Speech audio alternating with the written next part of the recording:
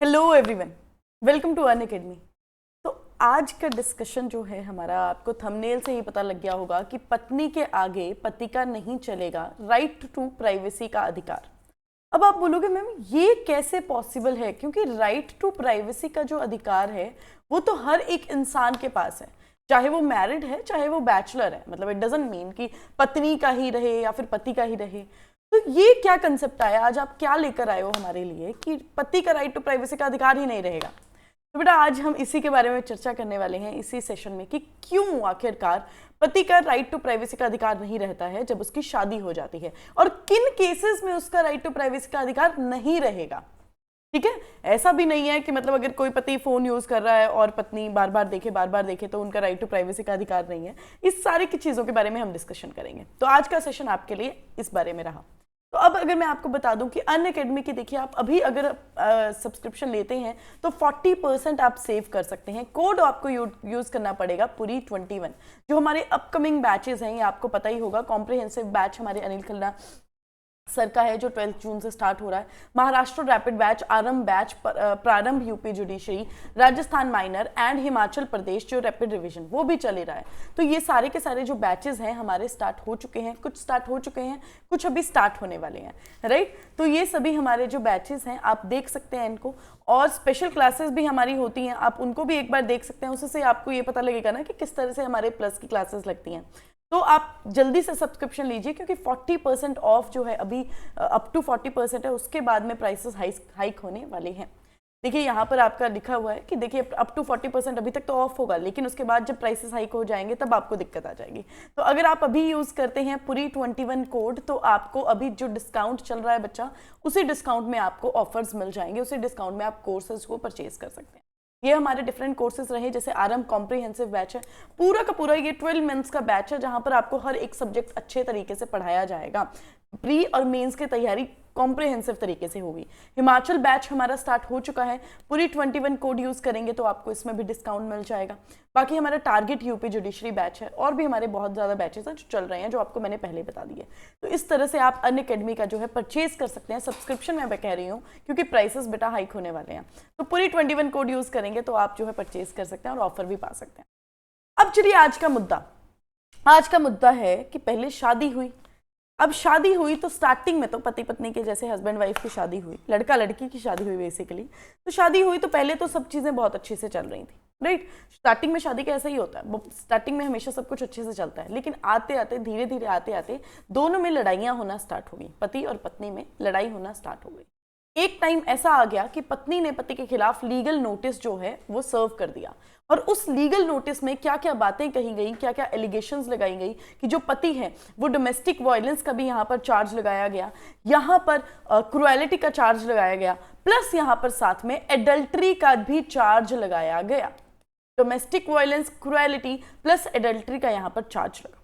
ये सारे चार्जेस तो लग गए, और जो फैसला था वो जा रहा था फैमिली कोर्ट में, बातचीत चल रही थी। अब जब फैमिली कोर्ट में चल रहा था ये वाला केस, तो एडल्ट्री का केस साबित करने के लिए वाइफ ने यहाँ पर क्या किया, वाइफ ने पहले तो पिटीशन फाइल कर दी डाइवोर्स की, कहाँ पर सेक्शन 13 के अंदर ऑफ हिंदू मैरिज एक्ट की एडल्ट्री हो रही है, क्रुएलिटी हो रही है बाय द हस्बैंड। ये तो फैमिली कोर्ट में यहाँ पर फाइल कर दिया गया। अब जब मामला चल ही रहा था, जो मैंने आपको पहले भी बताया, मामला चल ही रहा था फैमिली कोर्ट में, तो एडल्ट्री को साबित करने के लिए रिस्पोंडेंट, जो हमारी वाइफ है रिस्पोंडेंट, उन्होंने क्या सबमिट किया कि जो पिटिशनर है दैट इज हस्बैंड, जो हस्बैंड है वो क्या एक लेडी के साथ स्टे कर रहे हैं एक पर्टिकुलर होटल में, और उन लेडी की एक जो है वो डॉटर भी है।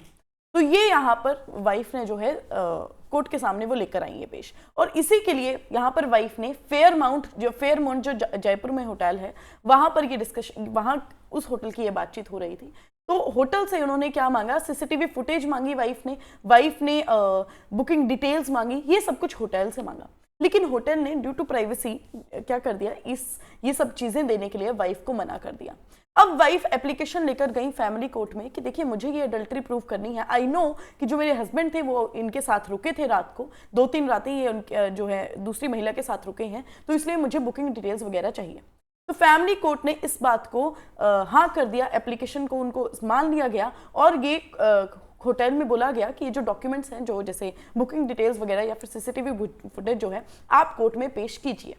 ये यहां तक तो मुद्दा था, लेकिन यहां पर हस्बैंड का कंटेंशन क्या था? हस्बैंड ने ये बोला कि देखिए अगर आप ये सब डिटेल्स मांग रहे हैं तो यहां पर राइट टू प्राइवेसी इन्फ्रिंज हो रही है, मेरी भी, कि मैं कहां जा रहा हूं, मैं किस होटल में रुक रहा हूं, ये मेरी भी राइट टू प्राइवेसी इन्फ्रिंज हो रही है, दूसरी महिला की भी इन्फ्रिंज हो रही है, और जो उनकी एक माइनर डॉटर है उनकी भी राइट टू प्राइवेसी इन्फ्रिंज हो रही है। तो ये तो हस्बैंड यहां पर कंटेंशन लेकर आ गए। फैमिली कोर्ट ने कहा कि नहीं, ये कंटेंशन नहीं चलेगी। जो वाइफ की एप्लीकेशन उन्होंने एक्सेप्ट की, वाइफ की एप्लीकेशन को ही उन्होंने प्रिवेल किया और बोला गया कि जो होटल है उसमें जो भी ये डॉक्यूमेंट्स हैं वो तो मंगवाए ही जाएंगे। The family court had opined that documents being sought by the wife were necessary, और एडल्टरी को प्रूव करने के लिए ये जो वाइफ जो डॉक्यूमेंट्स चाहती हैं होटल से, ये नेसेसरी है। अगर ये डॉक्यूमेंट्स नहीं आएंगे तो एडल्टरी प्रूफ कैसे होगी, राइट? तो ये यहाँ पर फैमिली कोर्ट ने तो बात रखी। अब इसी चीज से खफा होकर जो है हस्बैंड कहाँ चले गए? दिल्ली हाई कोर्ट में आए। अब यहाँ पर जब दिल्ली हाई कोर्ट में ये मुद्दा आया तो हाई कोर्ट ने ये क्या बात की? हाई कोर्ट ने कहा कि देखिए ये जो पिटिशनर का क्लेम है, दैट इज हस्बैंड का क्लेम है, सिर्फ एक राइट टू प्राइवेसी को लेकर चल रहा है। और जो हमें पता है केएस पुट्टास्वामी और जोसेफ शाइन में हमने ये बात देखी है कि right to privacy absolute right तो है ही नहीं, राइट? तो सिर्फ हस्बैंड सिर्फ एक मुद्दा उठाकर लेकर आ रहे हैं, राइट टू प्राइवेसी। लेकिन वहीं अगर हम वाइफ की बात करें तो वाइफ एडल्टरी का मुद्दा उठाकर लेकर आ रही हैं, और ऊपर से जो उनको हिंदू मैरिज एक्ट ने अलग अलग राइट्स दिए गए हैं वो भी यहाँ पर वाइफ के पास हैं। तो यहाँ पर वाइफ का जो राइट है वो प्रिवेल करेगा, और यहाँ पर जो हम फैमिली कोर्ट ने डिसीजन दिया है उसमें हम इंटरफेयर नहीं करेंगे। वाइफ ने जो कहा है, जो डॉक्यूमेंट्स होटल से मंगवाए हैं वो तो आएंगे ही आएंगे। अब ये तो चीज थी, और कोर्ट ने ये भी बात कही कि देखिए अगर बात रही, मुद्दा उठा कि जो लेडी हैं, जो दूसरी लेडी हैं और उनकी माइनर डॉटर हैं, उनकी राइट टू प्राइवेसी का तो यहाँ पर सवाल ही नहीं उठता। हम सिर्फ हस्बैंड की मांग रहे हैं कि हस्बैंड कहाँ गया, हस्बैंड उस होटल में गया कि नहीं गया, और क्या बुकिंग डिटेल्स हैं। तो यहां पर ये मुद्दा उठा है, तो इसी चीज को लेकर यहां पर कोर्ट ने हस्बैंड की जो है डिसमिस कर दी, ये पिटीशन डिसमिस कर दी गई, राइट? तो यहां पर अब आपको पता लग गया होगा कि किस तरह से राइट टू प्राइवेसी, अगर हस्बैंड कहेगा कि मैं एडल्टरी भी करके आ जाऊं और मेरी राइट टू प्राइवेसी भी इन्फ्रिंज ना हो, तो ये कहां का इंसाफ है भैया?